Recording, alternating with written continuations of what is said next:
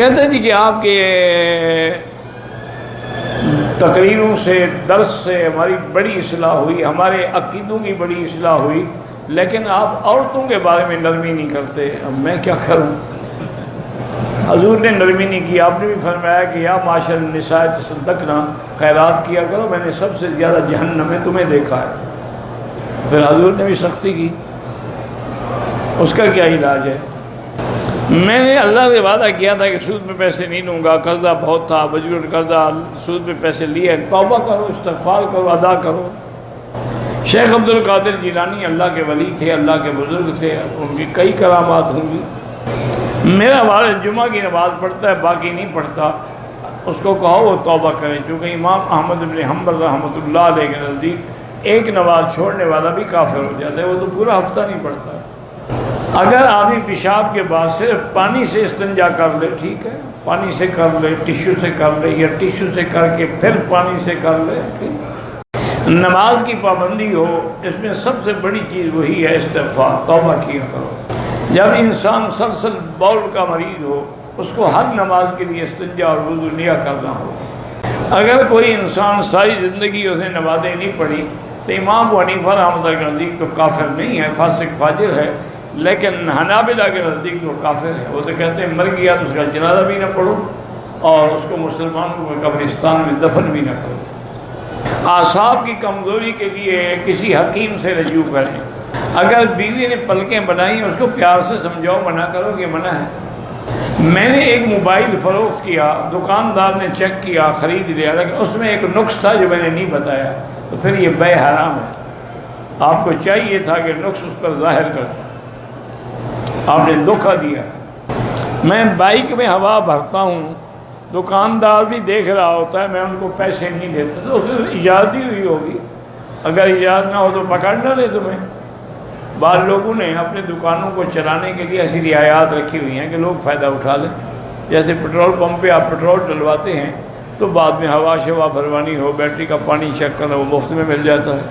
آج کل تو وہ ٹیشو کے ڈبے بھی ساتھ دے دیتے ہیں۔ میں یہ سورۃ یاسین پڑھتا تھا، لیکن جب میں نے قرآن دیکھ کے پڑھنا شروع تو اس میں غلط کیا، تو اپنی اصلاح کر لو، باقی وہ بھی اللہ قبول کرے۔ ہمارے علاقے میں ہر سال ختم نبوت کانفرنس ہوتی ہے، میں اس کے لیے لوگوں کو دعوت دینے جاتا ہوں۔ آپ کو ثواب ہوگا، کوئی آئے آئے، نہ آئے نہ آئے۔ قبر میں نیک انسانوں کے لیے کھڑکی کھول دی جاتی ہے، ان کو سامنے نظر آتی ہے جنتیاں۔ باقی اللہ تبارک و تعالی قبر میں مومنین کے لیے نعمتیں دیتے ہیں اور کافروں کے لیے عذاب کے کوڑے برساتے ہیں، دونوں چیزیں ملتی ہیں۔ میں نے مغرب کی نماز امام کے پیچھے پڑھی، امام صاحب نے جب سلام پھیرا میں کھڑا ہو گیا، تو میں نے ایک رکعت اور پڑھ لی، پھر سجدہ صاف کیا۔ بہرحال نماز تو ہوگی لیکن غلطی کرتے ہیں، آپ ایسا نہ کیا کریں۔ بہو اپنے سسر کے ساتھ عمرے پہ آ سکتی ہے۔ دیکھیں ویسے تو سسر اس کا شریعت میں باپ ہے، محرم وہ ہوتا ہے جس سے نکاح نہ ہو، تو سسر سے بھی نکاح نہیں ہو سکتا۔ لیکن آج کل اعتبار نہ کریں، آج کل سسر ہی جو ہیں جو خسر کر رہے ہیں، سب سے زیادہ نقصان سسر دے رہے ہیں۔ میں یعنی حیران ہوں کہ کل مجھے ایک آدمی ملا تھا، انہوں نے کہا ایک بندے نے اپنی بہن کی 5 سال کی بیٹی سے زنا کیا، 5 سال کی بیٹی۔ انا للہ و انا الیہ راجعون۔ اگر عرفات سے جائیں، عرفات آئیں تو پھر احرام کوئی نہیں۔ جمعہ کے دن عورتیں جمعہ پڑھنا نہیں جاتی، گھر میں بیٹھ کے دعا کرتی رہیں، وہ گھڑی تو سب کے لیے ہے۔ نماز کے دوران اگر موبائل پہ کال آئے، پہلے تو آپ بند رکھا کریں، سائلنٹ پہ رکھا کریں، ورنہ اس کو نماز میں نکال کے دیکھنا منع ہے، نماز نہیں ہوگی، مکروہ ہو جائے گی۔ عورت کو 3 مرتبہ طلاق مل گئی، وہ عدت میں تھی کہ شوہر اب اس کو شوہر کی وراثت نہیں ملے گی کیونکہ طلاق پہلے ہو گئی۔ نساؤکم حرث لکم کا معنی ہے کہ عورتوں کو اللہ نے تمہارے لیے کھیتی بنایا ہے، جیسے کھیتی سے فصل اگتی ہے، اللہ پاک نے تمہیں عورتوں سے بھی اولاد دی ہے، اس لیے وہ تمہاری کھیتی ہیں، تو کھیتی کی حفاظت کیا کرو۔ جو لوگ رفعتین نہیں کرتے ان کی بھی نماز ہوتی ہے، اللہ ان کو قبول فرمائے۔ وہ حضرت عبداللہ بن مسعود کی حدیث پہ عمل کرتے ہیں۔ میری شادی کو 1.5 سال ہو گئے، میرے شوہر کا میرے ساتھ میاں بیوی والا تعلق نہیں ہے، کہتی ہوں علاج کرائیں، وہ جاتا ہی نہیں، تو آپ طلاق لے لیں۔ اس کا مطلب ہے کہ وہ اس قابل نہیں ہے، ورنہ 1.5 سال تک کون گھر میں عورت بھی ہو، بیوی بھی ہو، جوان بھی ہو، کون خاموش رہ سکتا ہے؟ اور بات بھی نہیں مانتا، علاج بھی نہیں کراتا، تو اس کا حل یہی ہے کہ آپ خلو لے لیں۔ اگر آدمی نے صفا مروا دوڑنے کے بعد حلق نہیں کرایا، کپڑے پہن لیے، اگر 4-5 گھنٹے کپڑے پہنے رہا پھر حلق کرایا تو دم پڑ گئی، اگر 10 منٹ، آدھا گھنٹہ، 15 منٹ پھر دم نہیں پڑتی۔ میری والدہ نے احرام ملتان سے باندھا تھا، مگر مکہ آئے تو بلڈ پریشر 200 سے زیادہ ہو گیا، احرام کھول دیا، پھر مسجد عائشہ سے دوبارہ احرامات عمرہ کیا۔ اب دم بالکل ضروری ہے، اجتماعی عمرہ نہیں ہوتا، ایک کے لیے ایک۔ بہرحال حرم میں اگر جوتے پلید ہیں تو اس کو نہیں لانا چاہیے، اگر پاک ہیں تو تھیلے میں رکھ سکتے ہیں۔ بہرحال میرا بھائی، میلاد منانا اگر سنت ہوتا تو مجھے کیا تکلیف ہے، میں کیوں چھپاتا؟ میں نے خدا کو قیامت میں جواب نہیں دینا۔ میلاد بدعت ہے، اس کا کرنا گناہ کرنا۔ آپ کو محبت ہے، درود شریف پڑھا کرو۔ اس طرح بدعت ہے کہ نہ حضور نے فرمایا، نہ صحابہ نے فرمایا، نہ قرآن میں ہے، نہ حدیث میں، تو بدعت ہی ہے نا۔ آدمی گروی مکان لے سکتا ہے، مجھے نہیں پتا گروی مکان کیا مطلب۔ مسجد عائشہ احرام سے پہلے حجامت بیان، پہلے حجامت کی تو کوئی ضرورت نہیں ہے، احرام سے فارغ ہو کر حلق کرائیں، زندہ مردہ دونوں کے لیے عمرہ کریں، طواف کریں۔ ہم آج تک حساب لگا کر زکوٰۃ نہیں دیتے تھے، دیتے تو تھے لیکن حساب نہیں کرتے تھے۔